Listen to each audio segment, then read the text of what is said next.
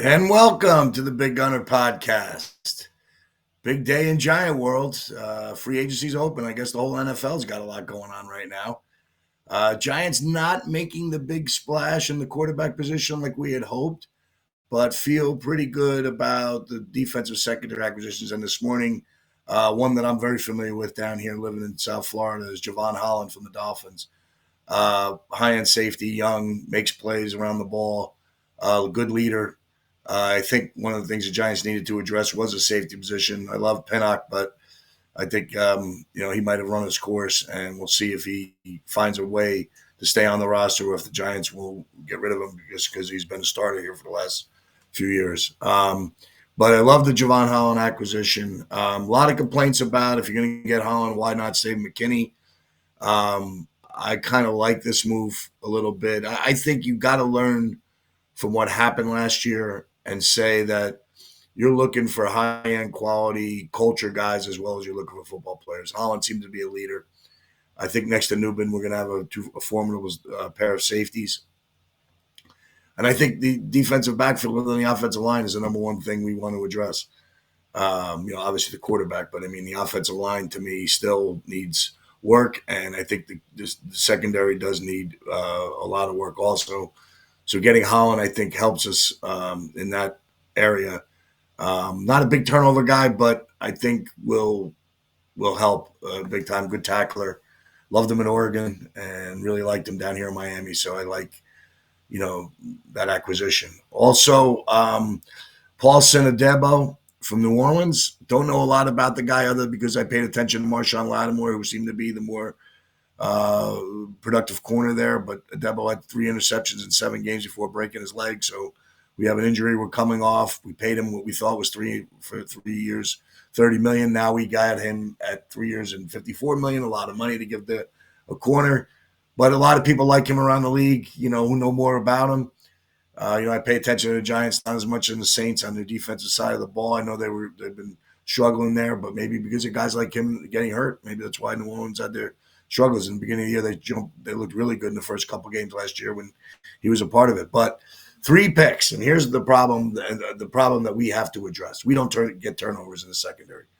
Last year it took us the linebacker Macau had the first interception early on in the Minnesota game, and then we didn't get one for 11 weeks. So we need to find a way to create turnovers.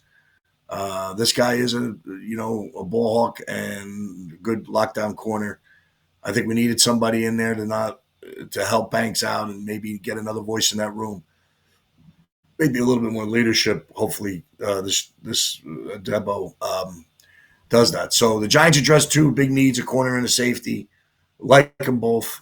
Hopefully, this is where we're gonna. Now we can kind of stay away from that position in the draft. I was thinking, Will Johnson from Michigan earlier on, would be a nice corner to have. The Travis Howard now acquisition because he thinks the league is projecting him a little bit more in corner. Now all of a sudden makes that, more geared to what I'm seeing is that we're going to go quarterback with that first pick. Not a huge fan of that play, but I see why we might have to do it. But there still might be room for Howard if he falls to us and the Giants have to make a decision. And then the most important signing to me that a lot of people are very surprised at, but I have liked, may have overpaid for it, but I think it's important. And that's Darius Slayton. I want everybody to go back and remember the Seattle game after Malik Neighbors was out and no one gave us a chance and we were a huge underdog in that game. And who came through that day was Darius Slayton with over 100 yards. And I thought he was absolutely fantastic that day. And we needed him. And I think he's a good leader. And I think one of the things the Giants have to understand and fans have to understand is that in this day and age, and I talk about this with a lot of football people and basketball people and basically sports people, and being a youth coach that I still dabble in now, the culture and the camaraderie of the team seems to be important. As you're a coach building a team, I believe it's more important today than it has been in years past. When we were there in 1984, the Giants were coming off an abysmal season similar to what we had. But we had veteran leadership there that had been there for a while. Guys like Harry Carson, George Martin had been there for a long time. And Phil Simms had been there, I guess, was going into year 6. we had players there that were the core of what that locker room foundation is. I believe Darius Slayton is one of those guys for the Giants. I think Malik Neighbors was quoted as saying how he ended up, you know, that Slayton was a big part of his development. And I believe, you know, he's led our team in receiving 4 of his first 6 years as a pro. I mean, for a fifth round pick, that's saying a lot. And I think he's been productive for us. I think he's been a good player. And every time I hear him talk, I got nothing to say but, you know, kudos to him for, like, I love everything about him. And maybe a 12 million per is a lot to pay, you know, a second tier wide receiver. Not in this case. I think he's an important part of cog of this team.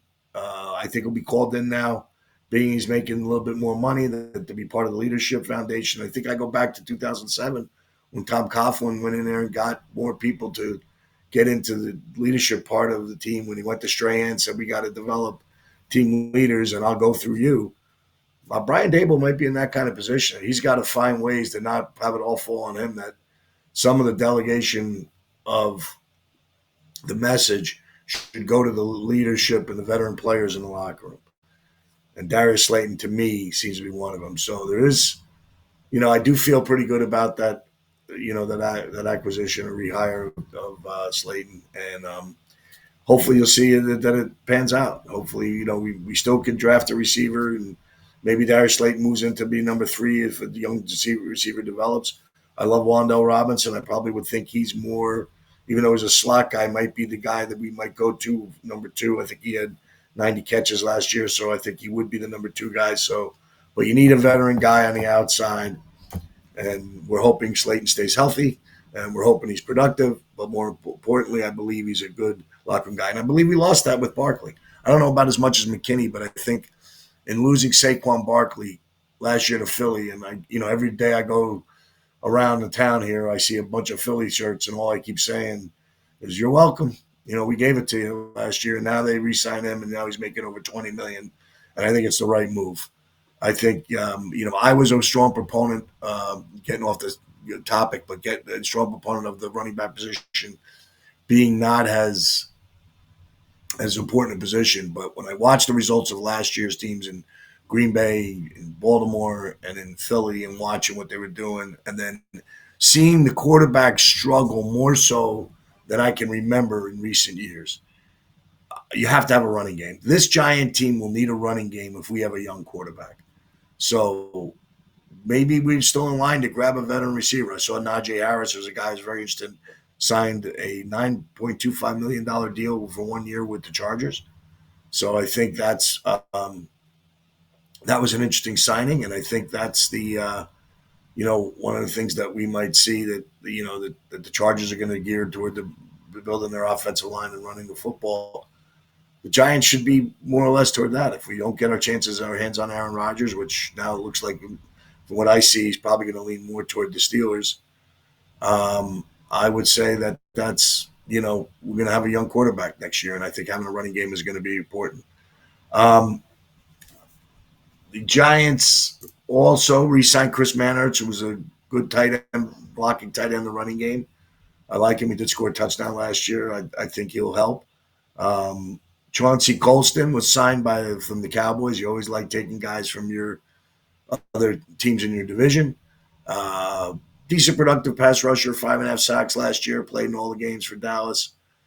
Not the big name that you want to look for a splash, but a good enough guy to provide depth. And another outside guy behind Thibodeau, who we know has been injury prone. Probably a guy who could become a factor for us.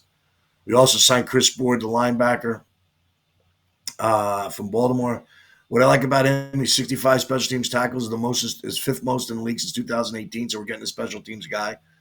And he's played on six of his 7 seasons. He's been on playoff teams, which I think is really important. So when you're building culture, get guys who come from winning organizations and know what it's like to win. Winning might be more important to them. I just feel like, our season went down, and obviously went on when Andrew Thomas went down. But more or less, when you just don't feel you can win at the quarterback position, which is what I thought the locker room was feeling, as much as Daniel might have been a good locker room guy, I just don't think the team had confidence enough that he was ready to win with them. And hence we saw the situation, how it transpired last year. But I just look at it like get players in the locker room that have a little bit of a winning edge. And that's what I like. I think our 1984, I go back to the year I was there again, as I always do. Probably boring most of the younger audience, but we signed Kenny Hill week 1, and Kenny Hill was a safety that played in the Super Bowl with the Raiders and ended up playing the Super Bowl with us in '86. Players like that, Yale guy, highly intelligent, very articulate, nice, good person. But why did we go out and get Kenny Hill, guy, a veteran leader in the secondary, and a guy who's played in championship teams, and that's what we kind of need. So, I'm a strong proponent of keeping the culture right, getting the right guys, especially your own vets. And once again, I emphasize this for the future and what I saw last year. Do not let your main free agents go in the division, and try to keep them in the locker room if you believe they're important. Find the money. Salary cap's up another $21 million. This is like over $40 million in the last 2 years. I don't see, without a new TV deal coming in, probably Netflix getting the morning sessions of games. I believe the league in 2026 is going to look to have a package created for early morning, Sunday morning football. I think that would create more money to the salary cap. So I think the teams, when they're signing these guys, there's a lot of guys that I'm ready to raise my eyebrows that are making some big money signed yesterday. And you're going to see that this is all the salary cap's going to probably be over $300 million next year. So there's going to be other ways that we create money. But so far, no big splashes, but needs. Adebo, Holland. I think Slayton is even a need too, just having the right guy. So I like a little bit what they're doing. Was a little disappointed in the quarterback situation. Thought we might dress something yesterday. Thought we might make news. There's still something to come. We're still more days. But that's the kind of way I see it. We also signed Roy Robertson Harris from Jacksonville. Another player has been around the league, tackle that might play well next to Dexter Lawrence. I think that we need to we got to address that position. I think we're going to draft a player also. I said we need to strengthen the run game. I think we're going to sit there with Okereke and McFadden at linebacker. A lot of people like McFadden. I am one of these guys that kind of more or less want guys that force plays, that can make tackles without going backwards. And that's kind of a little bit what I see with McFadden. But he's been good around the ball and creates turnovers, and he's been consistent, good player for us. I think we just need a little bit of an upgrade, and I like the fact that we're, where we're at with, our defense now as we improve the secondary. So I think the real address is what we're going to do is we need another guard. The rumors now is that Evan Neal's going to move inside, so I'm thinking that's going to be an interesting move to see that development, how that plays out. We did sign a left tackle from Cleveland. So that's, I forget his name, but we got a backup left tackle who played 3 games last year due to Cleveland had injuries, and he's been around the league for a while. So add a little depth at lineman. I don't know if he's even going to make the roster, but I still think we just need another interior lineman. We got to help John Michael Schmitz. We got to hope he develops. So really, we'll see what happens with the quarterback position. I hope we get a free agent come in and can help us, and then obviously we're going to address it through the draft. Okay, we've been kind of up and down. Sunday was a real bad day picking the games. We were 0-3, but came back last night with a 2-1 win, getting easy win with Chicago, struggling with our 9.5-point spread with Atlanta. We didn't really insist on the bye, so they won by 9, so it was around there. So someone who has the habit of consistently bye might have gotten a push out of that deal. And then Toronto blows a 3-0 lead, but holds on 4-3. And I'm going to take you back to the NHL. 2 teams that kind of were sellers, looking a little down, although Pittsburgh got a win 2-0 on Sunday against Minnesota. I kind of like the 2 teams that were in the Stanley Cup 2 years ago. I kind of leaning toward the Vegas Knights going into Pittsburgh. Pittsburgh coming off that long road trip. Laying a little bit of a wood, which makes me think that could be something, but I'm going to lay the 190 with them, and also the Florida Panthers at Boston. tonight. We're gonna see the Panthers. We're playing well, and we're gonna have to figure that out with them playing very well on defense. Have a couple shutouts. They're playing really good hockey, so we're gonna go with those two games tonight. Laying favorites on the road. Don't really like to do that much, but I'm gonna stick to my guns. And also, what I'm also gonna do is find that NBA game last night that I looked at that I feel was pretty good last night. There was a game I was touting here. If I get a minute, um, um, yeah, the Clippers are going down to the Pelicans, laying 7.5, and I think the Clippers, after that momentum building win, go down there. Pelicans decimated with injuries and beat the Pelicans handily. Lay the 7.5 tonight with those three games, and then the colleges this week. We'll be back on Instagram with the Big Gunner 1984. We're going to be with Defo on Thursday on Bury Your Bookie. More Giant action. Hopefully, we get some more news about a quarterback, and we'll have some Giant stories coming up in the next few weeks as we prepare for the draft and go back to the times. Where I was watching some old games there and seeing how we got to go from a 3-12-1 team in '84 to a better team. 3-14 is not going to cut it, obviously, in Giant land, and I think we're gonna find a way to get better. Again, I like the locker room additions and as well as on the field additions. What we did yesterday, I like a little bigger splash. Hopefully, we do something at quarterback today. So next week we'll be back with you. Quick show today. College basketball coming up this week. The NCAA tournament starts next week. Conference tournaments this week. Saw a great game last night with Walford and Furman. Gave Walford out to another guy who looked bleak for a while when they couldn't beat the 1-3-1, but that was a great game on ESPN at 7 o'clock last night. Good to see two young teams like that you don't get to see very often or pay attention to play quality basketball. Both teams shot the three around 50%. And that's what you're going to have to do to win in this tournament. One little sneak peek for this week, if you're betting the conference tournaments, I kind of like Florida to win the SEC.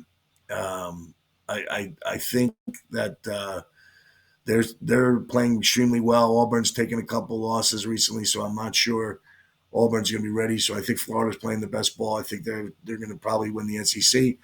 I like St. John's in the Big East. The Big Ten, Michigan State seems to be a better team and playing very well. I don't know if they'll hold on. You always see a couple upsets here. Maybe that's where it is. And I really like what Houston's doing, the Big 12. But I'm going to go with Iowa State in a little bit of a sleeper that they're getting their players back. I think there's the 5 seed are going to come and take a chance and win the Big 12. And in the ACC, I think Duke is clearly the best team even without Proctor. But they'll play Clemson in the final, and that'll be a good game. I think Clemson has a shot at beating them. So those are the picks for this week on the tournament brackets. And we'll get ready next week. We'll talk about the brackets on Monday with Defo, and Tuesday we'll have a good bracket update, and I'll give you my Final Four predictions, and we'll go from there. So have a great week, and go Blue.